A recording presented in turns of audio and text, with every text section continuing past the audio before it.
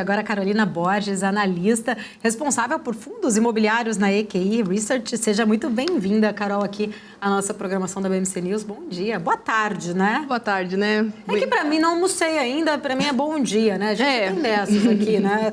Bom dia, boa tarde. Carol, obrigada pela sua presença. A Débora trouxe esta alta aí, né, do IFIX, impressionante, por sinal. Queria entender, na sua visão, ainda temos fôlego para mais altas? Pois é, né? Batemos a marca expressiva aí de 3.000 pontos, né? Uma marca legal, mas a gente tem sim, vejo que a gente tem fôlego para mais alta. Essas altas, quando a gente olha ali o que está acontecendo para ter levado a esses 15, 18 pregões de altas aí consecutivos, a gente pode olhar, tem os fundos de recebíveis imobiliários, que estão tendo notícias boas, de um certo sentido, passaram por momentos muito conturbados e agora está tendo ali alguma evolução nos processos, então eles estão registrando e estão puxando boa parte das altas, mas também quando a gente olha para os fundos de tijolo, a gente tem lá o mercado de lajes corporativas, os fundos de shoppings, são dois segmentos que também estão puxando bastante a alta do IFIX, e isso vem muito com a expectativa de queda de juros.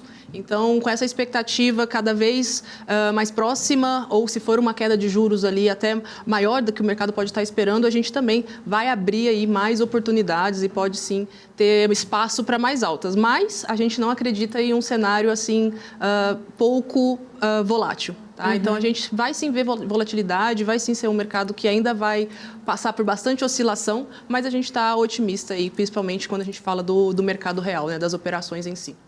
Vantique, se quiser fazer alguma pergunta para a Carolina sobre fundos imobiliários, fica à vontade, senão eu vou aqui tocando o barco aqui, eu tenho uma lista de perguntas, mas fica à vontade, se quiser fazer, fica à vontade. Eu sou um especialista em imóvel, mas a minha grande preocupação é com a taxa real de juros, batendo 7%, 13,75% sem uma perspectiva imediata de queda, como isso impacta o mercado de real estate no Brasil? Eu tenho grande preocupação com isso.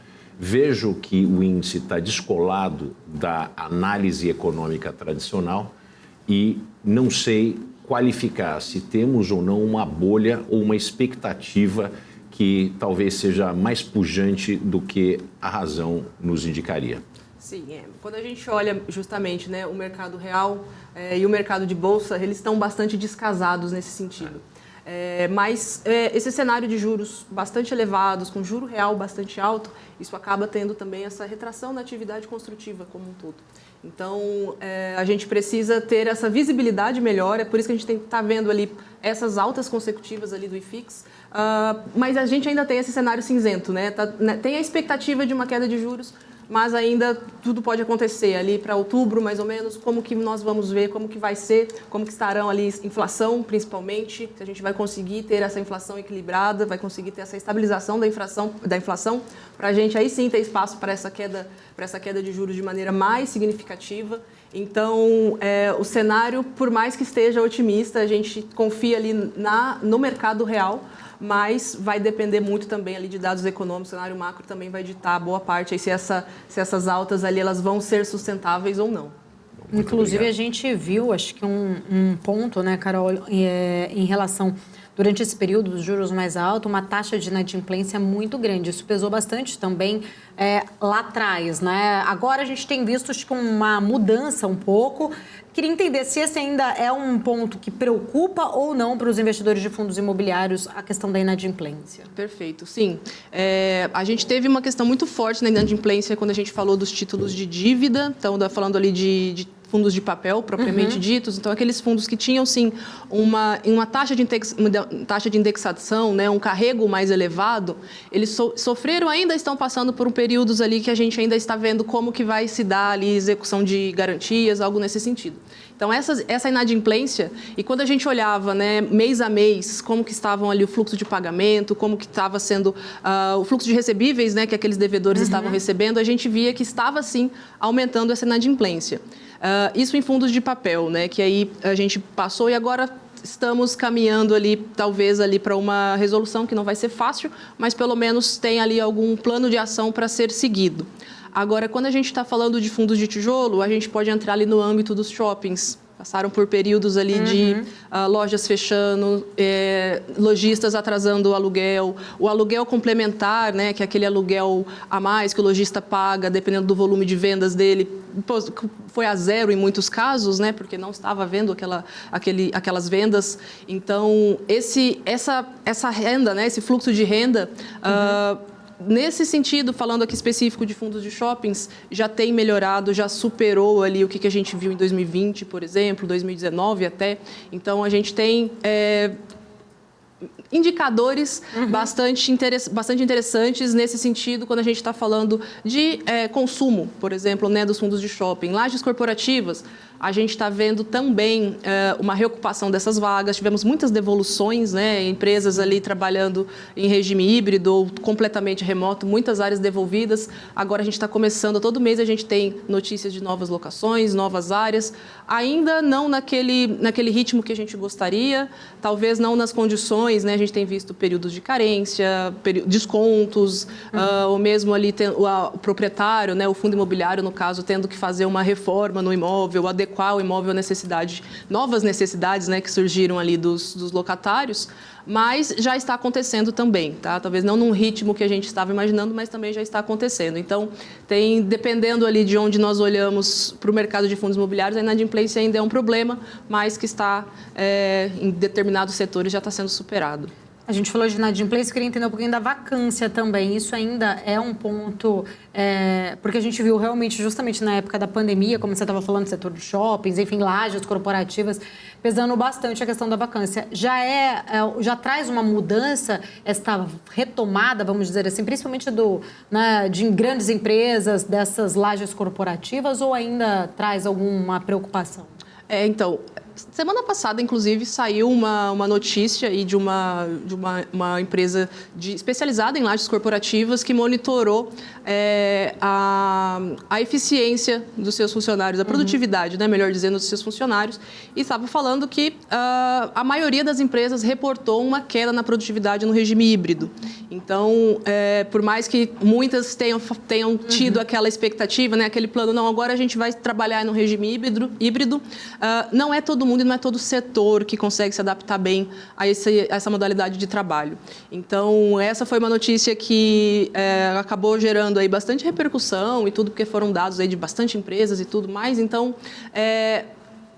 essas áreas devolvidas, né, esses espaços ali que os proprietários os inquilinos acabaram devolvendo, já estão começando a ser reabsorvidas no mercado de lajes corporativas. Então, setores que não são 100% de tecnologia, possivelmente não vão se adaptar ali para o longo prazo, para um regime híbrido ou completamente remoto. E aí, falando outro, né, que a gente não mencionou, galpões logísticos, né? Sim, já os galpões logísticos passaram ali no ano passado no menor patamar de vacância já registrado em toda a história. Agora a gente está começando a ver um pouquinho de um aumento, né, desse indicador, né, diminuindo um pouquinho a taxa de ocupação. Isso também faz parte do ciclo. Então, uma vacância muito elevada, a atividade construtiva acaba subindo, a gente tem áreas novas sendo entregues e aí esses espaços terão que ser demandados, né, absorvidos ali principalmente players de e-commerce, né, mas é um setor que tem se mostrado bastante resiliente também. A gente sempre fala, né, Vandia, que é um pouco, acho que dessa questão comportamental, da produtividade, desse modelo híbrido, né, que para muitos ali ainda as empresas a gente tem visto, acho que uma movimentação por esse retorno, né, a produtividade ali num retorno mais presencial. Queria até que você comentasse um pouquinho sobre essa relação da sua visão em relação a essa questão do comportamento versus resultados das empresas. A questão do trabalho remoto é um divisor de águas. Uma vez que a gente teve a pandemia e nós provamos o que é o trabalho remoto, é uma direção que não tem mais volta. Algumas indústrias, elas inteirinhas estarão totalmente remotas. Por exemplo, quinta-feira e sexta-feira eu estive no Rio Grande do Sul e fui conhecer a planta da maior EdTech que tem no Brasil. É o grupo Mais A, é um grupo muito forte. E eles têm uma enormidade, são mais de 900 funcionários, só que todo o time de desenvolvedores no novo prédio, um prédio lindo, todo adequado à modernidade, etc., 100% dos desenvolvedores eles são remotamente localizados. Quer dizer, uma indústria que tem essa característica, certamente vai ser difícil fazer esse pessoal voltar. No entanto, existem várias outras indústrias e o Brasil não é um país high-tech. Eu acho que esse é um problema muito mais preocupante nos Estados Unidos, onde a vacância de lotes, de edifícios, de plantas, de commercial real estate é um problema muito real. Isso é um problema muito real. Nos Estados Unidos existe até uma briga, né, entre funcionários que se recusam a voltar e os empresários e os diretores, os manda-chuvas das firmas, né? Houve recentemente um imbróglio envolvendo o Elon Musk e a presença das pessoas nas estruturas físicas. O Morgan Stanley, no começo do ano, exigiu o retorno dos bankers de volta às suas sedes principais em Nova York e em Londres, e 1.000 pessoas pediram demissão. Quer dizer, nós estamos falando de um poder díspare hoje do trabalho poder enfrentar de uma maneira de igual para igual, uma vez que existe uma luta, uma verdadeira guerra por talento. No Brasil, como eu vinha falando, nós temos uma condição diferente, uma vez que a maior parte da indústria não é uma indústria totalmente capaz de operar remota. A gente tem menos tecnologia, tem menos operações dessa natureza, portanto, eu não vejo assim, o risco tão elevado como existe nos Estados Unidos. Existe também o segundo passo, a segunda onda depois do pós-pandemia, onde as pessoas se acostumaram a trabalhar remotamente e tiveram, vamos dizer assim, uma nova rotina que elas se adaptaram, e existe agora também muita gente querendo voltar e ter o relacionamento dentro do ambiente de trabalho. Que parte do que a gente faz no ambiente de trabalho não é apenas trabalhar.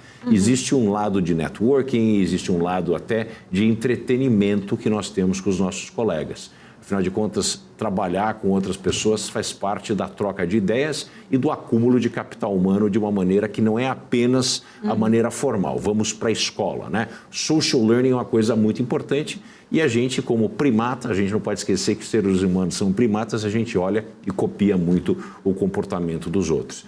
Então, eu sou adepto da seguinte estrutura de pensamento. O trabalho remoto veio para ficar.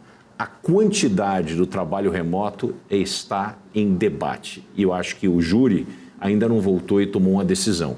Mas muita coisa vai acontecer de retorno ao local de trabalho, mesmo porque as pessoas vão começar a sentir falta daquele ambiente que elas tinham antes da pandemia. Agora, grandes indústrias, principalmente a parte tecnológica dentro de todas as empresas, não somente a indústria de TI, a indústria de tecnologia da informação, esses profissionais vão ter a oportunidade de escolher se eles vão voltar integralmente ou se eles vão trabalhar remotamente, mesmo porque o contrato deles é mundial.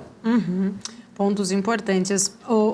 Carol, voltando aqui, né, em relação a investimentos nos fundos imobiliários, queria que você explicasse aqui para a gente quais os aspectos regulatórios, tributários especificamente, que são mais relevantes para o investidor que ainda não é, né, investidor de FIIs, que não tem noção um pouco sobre esses aspectos regulatórios, eles precisam considerar antes de fazer aí algum tipo de investimentos em fundos imobiliários. O investimento em fundo imobiliário ele é muito acessível. Hoje, a barreira de entrada é muito baixa. Hoje, a gente tem vários fundos imobiliários que negociam em cota na base 10, que a gente fala. Então, eles oscilam ali entre R$ 8 e R$ 12. Então, esse seria o investimento mínimo que o investidor precisaria. Para montar uma carteira, aí você vai precisar ter aí uma diversificação melhor e tudo mais. Mas, assim, a barreira de entrada hoje é muito baixa. E a partir de uma cota, tendo essa cota ali durante o período, né, ali, supondo ali um mês, então todos os meses a maioria desses fundos imobiliários distribui o que a gente chama ali de proventos, que é justamente aquela parte, aquele aluguel que é pago pelo inquilino para o fundo imobiliário, ele desconta todas as despesas que ele tem ali, tem sempre um administrador, que é o responsável legal por esse fundo. Na maioria dos casos também tem um gestor que vai lidar com inquilinos, que vai lidar com compra e vendas de imóveis e tudo mais, então ele tira todas essas despesas e aí 95% desse lucro ele distribui para os cotistas. Então, é uma forma bastante eficiente de se investir em imóveis, ter uma renda recorrente e tem uma vantagem, não é a única vantagem, mas a gente tem essa vantagem que esse dividendo, esse provento, ele é isento de imposto de renda para a pessoa física.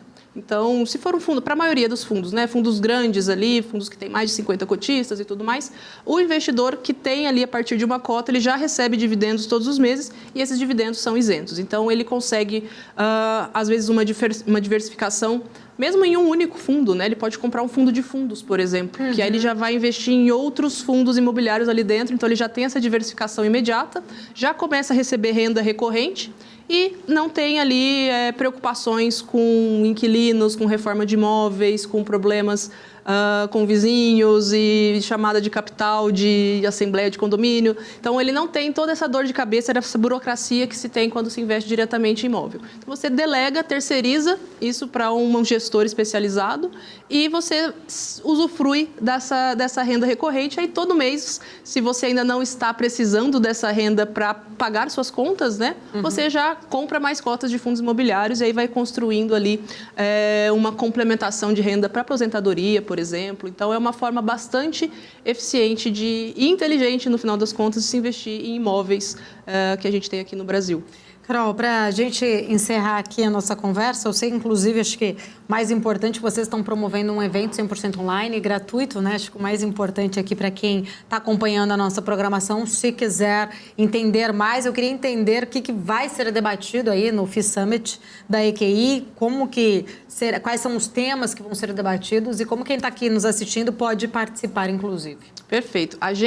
Eu até comentei aqui, né? A gente falou de quase todos os setores aqui, fizemos uma revisão geral ali de como estão os setores. Nós vamos ter esses painéis temáticos no FI Summit. Será nos dias 30 e 31 de maio agora, completamente online, gratuito. Então, a gente vai ter um painel que vai falar só desses fundos de recebíveis que eu comentei aqui, outro painel que vai comentar sobre os fundos de logística, fundos de lajes, fundos de shopping. Então, todos os principais setores, os próprios fundos de fundos também, teremos um painel temático de fundos de fundos. A gente convidou os principais nomes, gestores experientes. Então, o pessoal, essa gestão especializada que eu comentei, eles estarão lá, serão mais de 18 gestores convidados nesses painéis. Então, a gente vai falar ali de gestores de fundos diferentes, falando das estratégias diferentes de investimento em um mesmo segmento. Então, para quem está pensando em começar a investir, para quem quer conhecer mais o que é um fundo imobiliário, quais são, como montar uma carteira, vamos ter um painel também falando como montar, quais são os principais pontos que o investidor deve olhar para montar uma carteira de investimento imobiliário. Então, serão ali 2 dias de muito conteúdo, tanto para esse investidor que vai começar agora, mas também para o investidor que já tem uma carteira montada, já tem uma estratégia definida, quiser entender o que os principais especialistas estão pensando sobre o assunto para os próximos meses, para os próximos anos até. É um evento bem que vai atender aí bastante público. Então, dia 30 e 31 de maio, online e gratuito, é só entrar no fisummit.com.br e fazer sua inscrição. Maravilha, inclusive está no nosso chat, o pessoal está avisando aqui no meu ponto, um link aí para fazer a sua inscrição, você que está aqui acompanhando a programação da BMC News, participar, né, conhecimento sempre importante, principalmente a gente defende muito essa bandeira aqui na BMC News, né? A gente não traz só a notícia, a gente traz a notícia e uma educação por trás dessa notícia, com debates, eventos ainda gratuitos, melhor ainda, por sinal, né? Sempre trazendo conhecimento, compartilhando. Quero agradecer, obrigada, viu, Carolina? Sucesso no evento para vocês, estamos sempre aqui de portas abertas. Muito obrigada pelo espaço. A gente que agradece, maravilha.